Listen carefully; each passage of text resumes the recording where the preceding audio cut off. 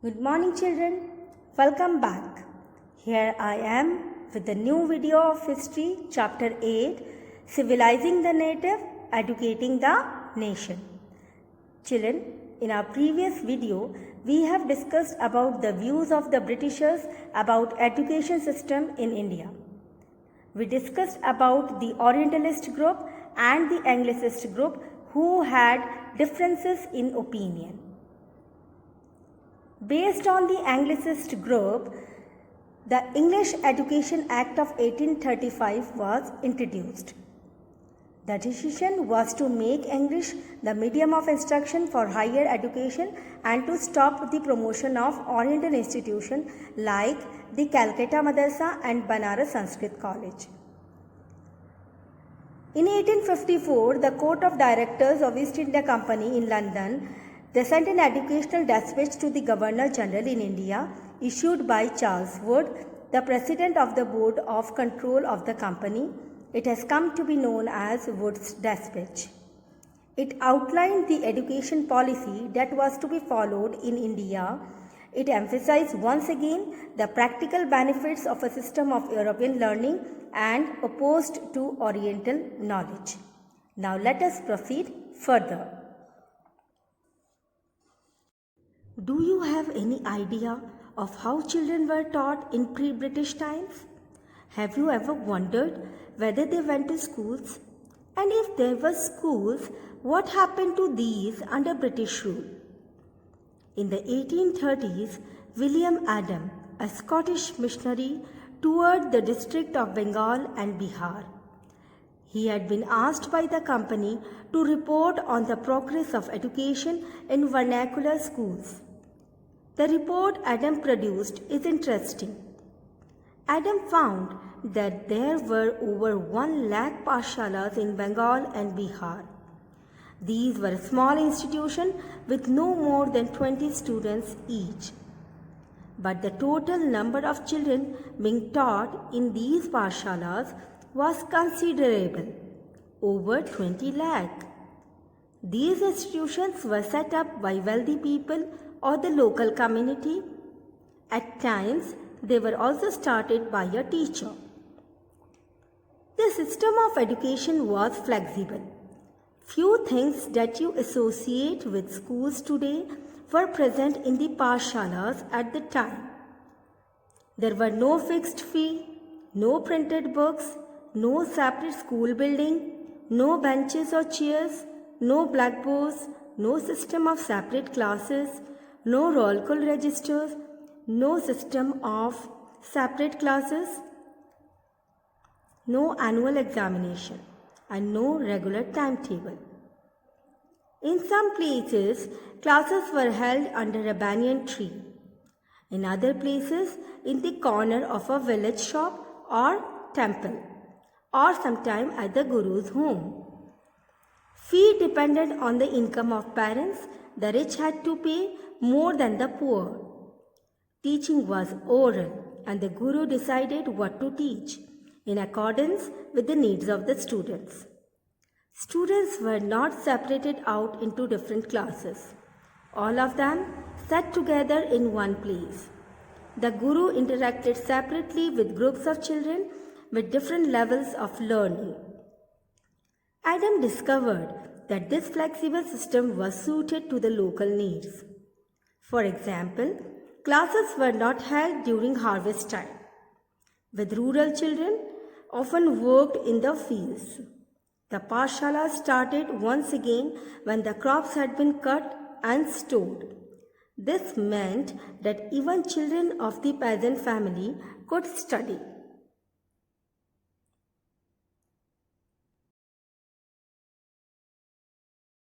New routines, new rules.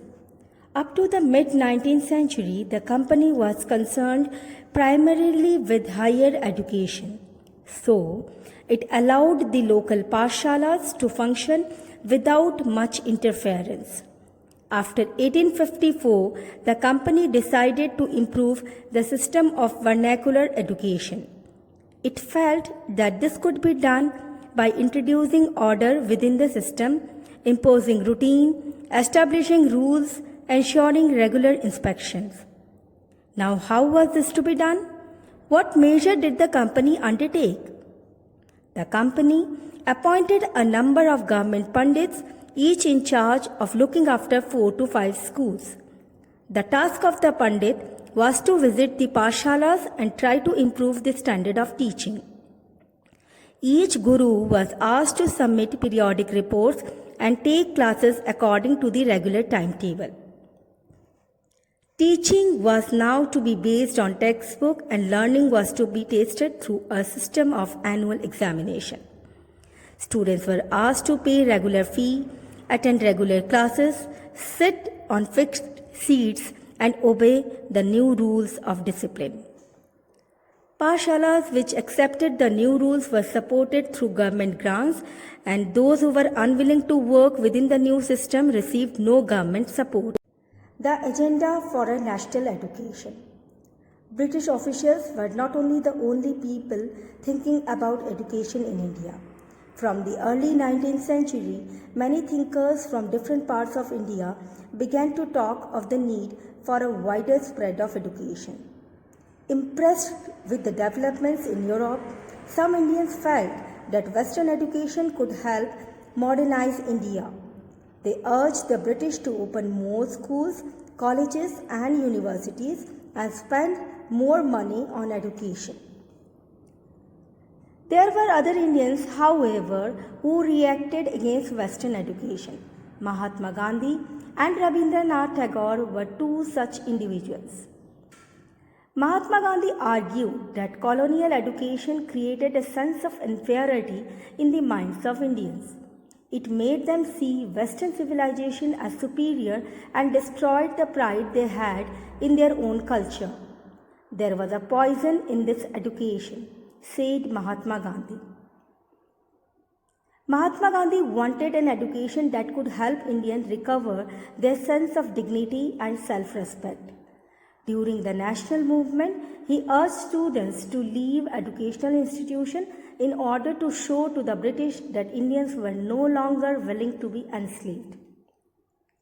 Mahatma Gandhi strongly felt that Indian languages ought to be the medium of teaching.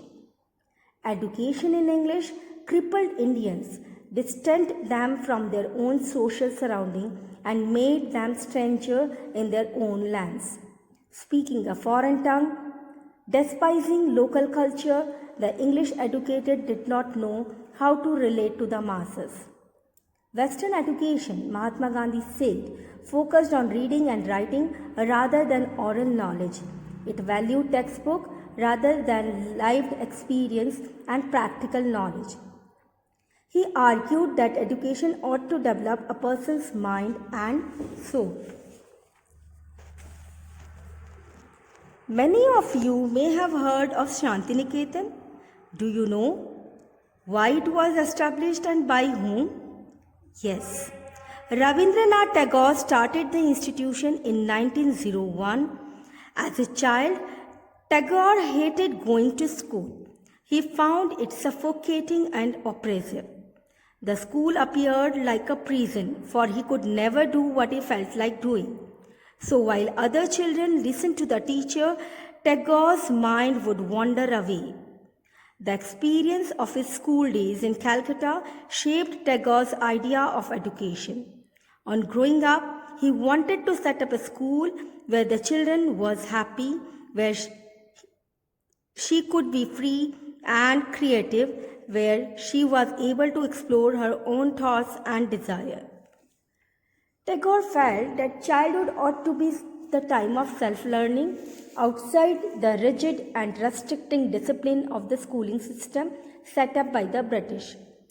Teachers had to be imaginative, understand the child, and help the child to develop her curiosity. According to Tagore, the existing school killed the natural desire of the child to be creative, her sense of wonder. Tagore was of the view that creative learning could be encouraged only within a natural environment. So, he chose to set up a school 100 kilometers away from Calcutta in a rural setting. He saw it as an abode of peace. that is Shanti Niketan, where living in harmony with nature, children could cultivate their natural creativity. In many senses, Tagore and Mahatma Gandhi thought about education in similar ways. There were, however, differences too.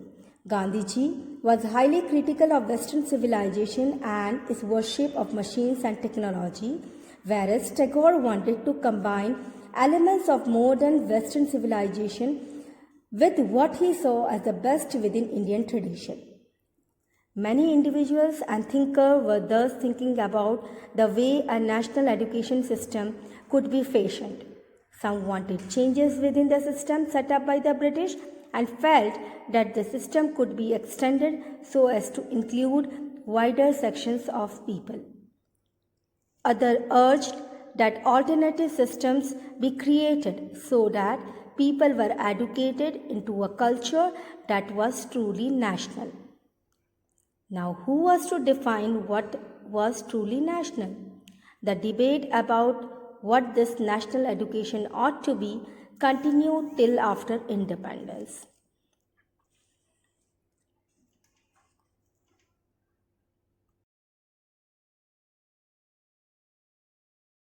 So children, this is the end of the chapter. We will be coming soon with a new video. Till then, goodbye and thank you.